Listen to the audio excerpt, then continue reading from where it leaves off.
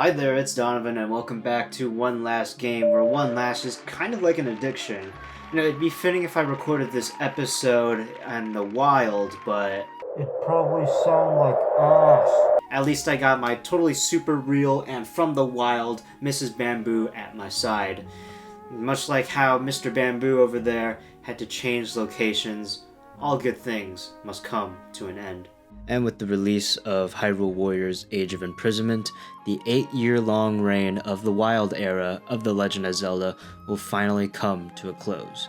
Undeniably the most recognizable, most successful era of Zelda, it's incredible how far this specific era has come. Or perhaps you think it was milked to death harder than the cows of Lon Lon Ranch. And because I don't have the blessing of hindsight at the moment, maybe this era truly will never go away. In celebration of the end, let us go back to the beginning, to the roots of Breath of the Wild, Tears of the Kingdom, and more. Let us briefly take a look at the development of the Wild. Before the Wild Era, we had the Sky Era, which was every motion control hater's worst nightmare. Honestly, this era wasn't really the face of Zelda, despite it being the most recent release. More so, it was the Twilight Era that still overshadowed it. Twilight Princess designs were used on almost anything Zelda. The hero of Twilight was the most used version of Link. Heck, the Twilight era of the Triforce was used for 2 consecutive Super Smash Bros. Games. Even the Toon style outlived the Sky era. Skyward Sword cannot catch a break. Even the Wii U demo of Zelda used a very Hero of Twilight looking Link. It was just crazy. But the Twilight era's reign was just about to end with the main thesis of Zelda's new game: rethink the conventions of Zelda. In the painfully dry 2013 Wii U Direct, series producer Eiji Aonuma stated this thesis: with intentions of breaking the status quo like playing dungeons in a certain order or playing alone, the Zelda team sought to go back to the basics and rethink what it meant to be a Zelda game. He even wanted to break conventions in Skyward Sword, but admits to not reaching the mark. Again with the Skyward Sword hating, even by your own dad! Though no visuals were shown at the time. In order to satiate fans, Nintendo began experimenting with HD game development and released The Wind Waker HD, truly showing off what Zelda could be in HD. What we didn't know was that this release was the testing of the new designs for Zelda. When developing Zelda Wii U, Nintendo EPD Group 3 went all the way back to the first Zelda game and thought of what made exploration so fun. So they literally did just that and made a full prototype in the vein of Zelda 1. The prototype emphasized player freedom in solving the goal without scripted puzzles. Through this learning process, they decided they wanted to make this new Zelda a more active game rather than passive.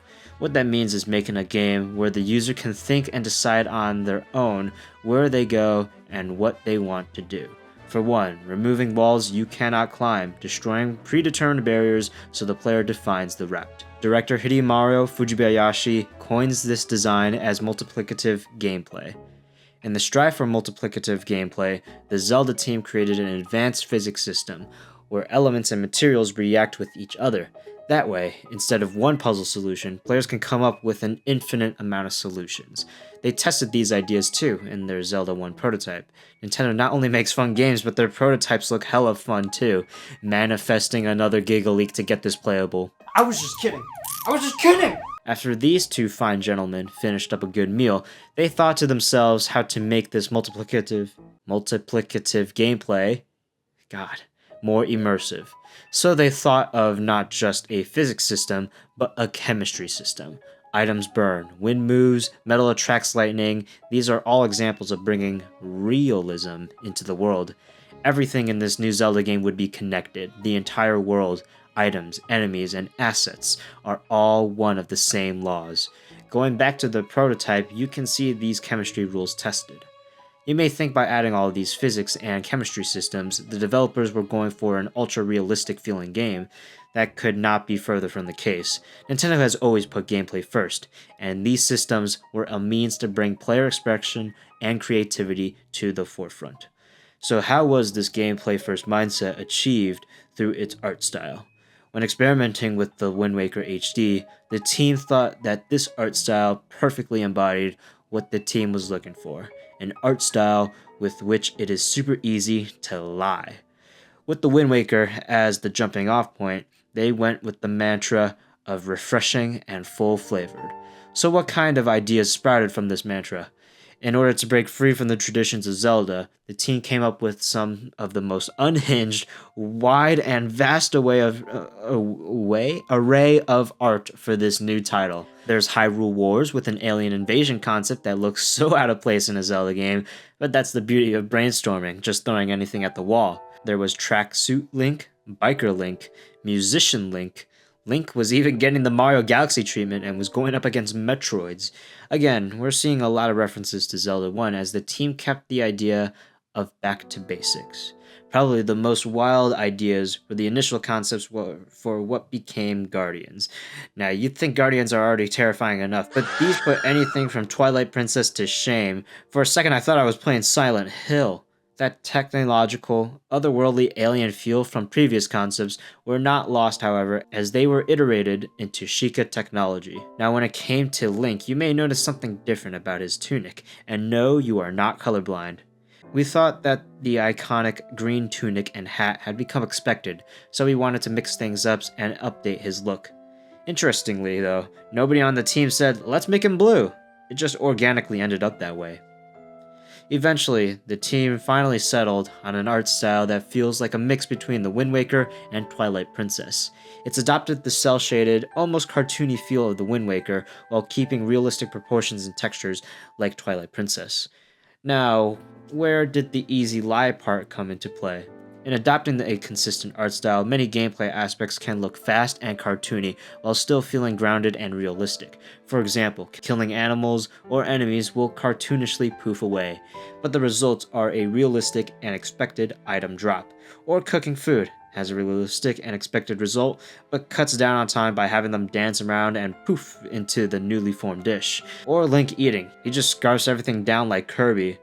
By matching the cartoony/realistic art style to the cartoony/realistic gameplay, the art of this new Zelda game made it easy to lie about action and results.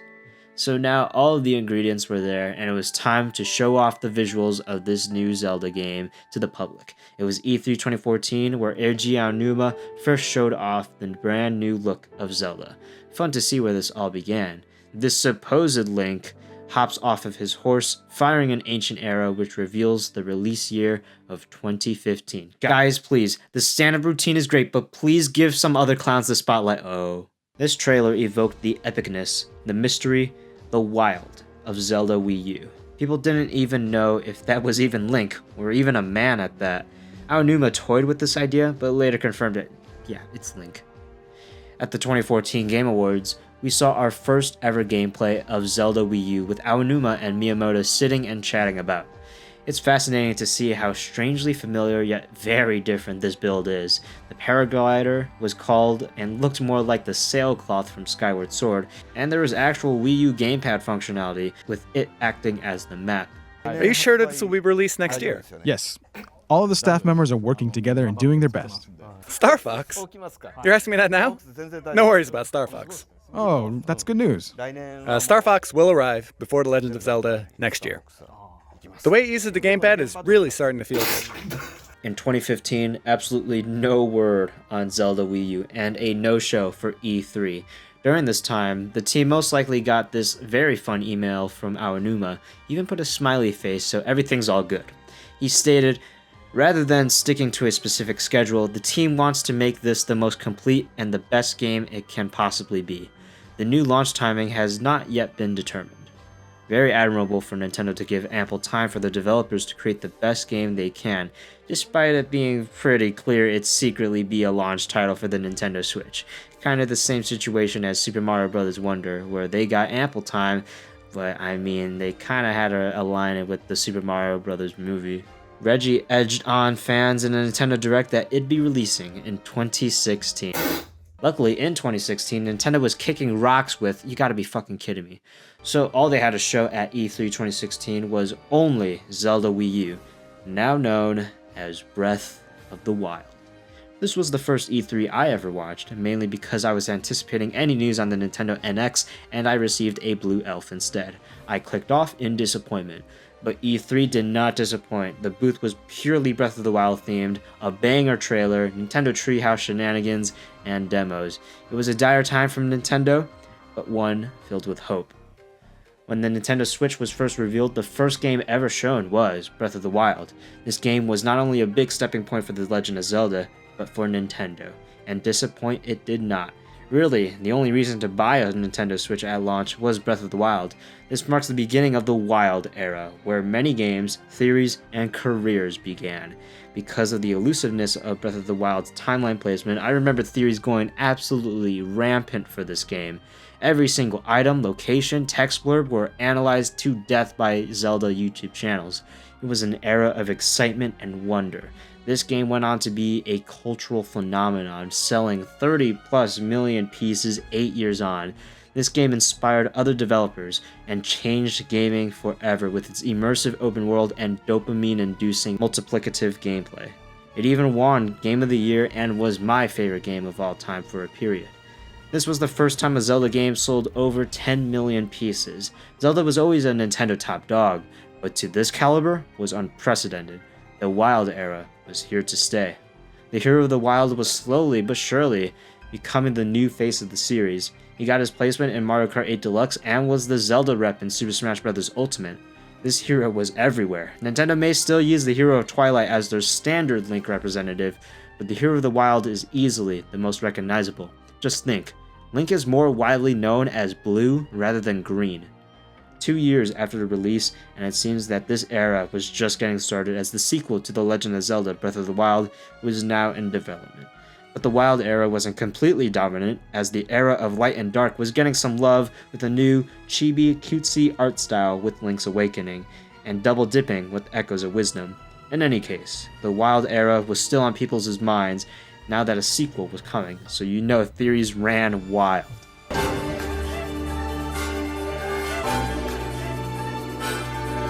Onto a brief view of the development for Tears of the Kingdom. That trailer was just bonkers and suggested that this would be a darker take on the story. The new Breath of the Wild, or the sequel to it, it's not necessarily going to be related to Majora's Mask or inspired by it. What we showed you currently is a little darker. I didn't know this was what he meant, but he wasn't lying. In order to not waste years of hard work, it was decided early on that they'd reuse the map of Hyrule from Breath of the Wild. Although it is the same world, we want to make sure players experience it with the new sense of wonder. The team had always wanted to expand on concepts in other Zelda games like the Sky and Skyward Sword, or a counterpart Dark World like A Link to the Past. A famous quote that'll go down in history from Aonuma is, "Our producer wanted to dig holes in the world ever since development of Breath of the Wild started. So, we dug holes." So brand new areas and changes to familiar locations littered Hyrule. That is how we got skydiving from the staggering heights of the sky to the deep dark lows of the depths. In order to keep evolving the idea of multiplicative gameplay, the team wanted to further evolve the interactivity between the game and the player. They've seen all the crazy viral things people have done in Breath of the Wild, like bugging out Magnesis to create all kinds of contraptions. That idea evolved into Ultra Hand, where almost anything in the world can be stuck together. From there, the team found a central motif for the game and its story. We chose hands as the key theme. Abilities that Link uses to solve puzzles are all released from his hand and arm. While prototyping, they also thought of fusing items together for all sorts of new puzzles. Their Fuse was born. All of these infinite combinations and creations players can make, the multiplicative gameplay of Breath of the Wild looks like child's play. Every player will have a different personal experience. However, all these interactive changes made it very difficult to bring everything together cohesively. Any simple change a programmer made on one side of the map could drastically change aspects on the other side. As expected, the world fell apart. At this rate, the world will destroy itself before Ganondorf comes back. And so began our battle against the true menace of Hyrule. This title also focused heavily on sound design, with more advanced techniques than those found in Breath of the Wild. They essentially made a brand new sound system alongside their physics and chemistry systems. The changes are subtle, but make the environment, atmosphere, and realism in Tears of the Kingdom much more believable. This game also utilized voxels for more precise sound location and whether a sound can be used, another new ability that can let players go through almost any object. Voxels would be more heavily utilized in Donkey Kong Bonanza and its multiplicative gameplay. In essence, the development of Tears of the Kingdom further accentuated the multiplicative gameplay of its predecessor. The developers, instead of making fun interactions and situations, made systems that would make fun things happen. This game felt like it'd take forever to release, but ask any Metroid fans what true pain feels like and they'd answer in a heartbeat. I remember Aonuma wouldn't reveal the title of the game because it gave away spoilers. What the hell is this spoiling? Nintendo actually took a whole year of development just to playtest the game in order to iron out bugs and keep polishing. The care these devs take is unbelievable. In order to satiate fans, we got Hyrule Warriors Age of Calamity, a prequel to Breath of the Wild, but psych! Just kidding, it's some alternate happy-go-lucky timeline bullshit. Nonetheless, the game was a fun deviation for the Wild Era. But then, Tears of the Kingdom released to astounding acclaim and proved itself to be a worthy successor. Actually, I saw a 3-hour video stating how Tears of the Kingdom sucks, so the game is awful. It went on to being nominated for Game of the Year and was still critically acclaimed. So many fun and viral creations of Ultra Hand and Fuse were shown off. It became the fastest selling Nintendo game of all time and in just 2 years has sold over 20 million pieces. But reception to this game was either you love it or hate the game. Not really an in-between. Apparently, it's now a hot take to say it's my favorite game of all time. It's Breath of the Wild, but better in every way. Except story. It's the ultimate open world experience, the ultimate playground. Hyrule has never felt more breathed in and lived in. I loved returning to these places Link and I called home, helping characters and people in their new lives and saving the world I love again. But it was at this point where some people, after 2 games, have already felt exhausted of this open world and this era. The reuse of Hyrule just felt repetitive and exhaustive to some. Hi there, it's DonovanDud. Donovan forgot to mention how the fact that Tears of the Kingdom might have soured some Zelda theorists' tastes, mainly because most of the fan theories, they kind of expected too much from Nintendo. It made many feel that the story and all your theories for this specific era of Zelda didn't really matter much because Nintendo didn't think much of it, so why should you? There was no DLC to this game, so this was just kinda it. This was the end. Or was it? With Nintendo Switch 2, the entire Wild Era got Nintendo Switch 2 editions, better in every way and for those who've never played it, the best versions of them possible. But man, 8 years on and Breath of the Wild is still being sold at full price and treated as a current gen game. But that's just the beginning because Tears of the Kingdom is getting one last shot in the sun with Hyrule Warriors Age of Imprisonment. A fully canon story now, Nintendo made very sure it was canon. This leads directly into the events of Tears of the Kingdom, so Tears is still the end of this story. But Age of Imprisonment marks the end of the Reign of the Wild. Or is it? Because with the Legend of Zelda movie, Zelda's actress can be seen with a blue tunic. Though maybe not directly the Wild Era, this time for Zelda will certainly leave its mark for years to come. Nintendo's strive for multiplicative gameplay truly changed the gaming industry forever and has made countless personalized stories, hundreds and thousands of personalized stories and experiences from just 2 games. The Wild Era truly showed off how open world games can be done, and it truly did rethink what it meant to be a Zelda game. However, during this 8-year journey, technically 11-year journey, from the first look to Age of Imprisonment, some may claim the Wild Era has saturated the gaming landscape with monotonous open-world games and has even infected some of Nintendo's own.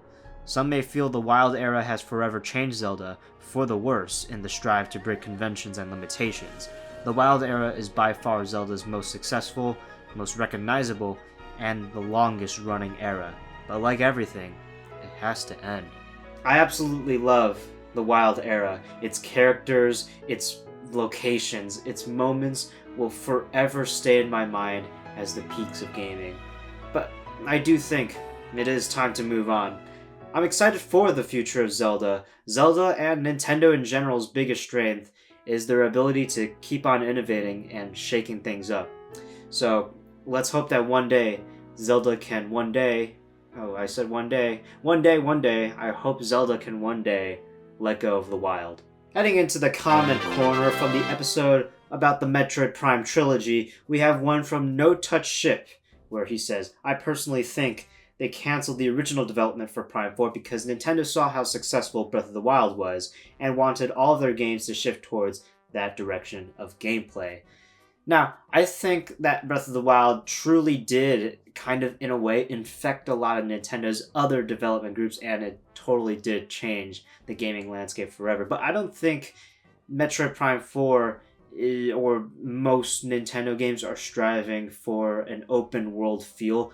I feel like what they're taking away from Breath of the Wild is their multiplicative gameplay, where they give a ton of mechanics and just fun toys for us players to play around with to make our fun.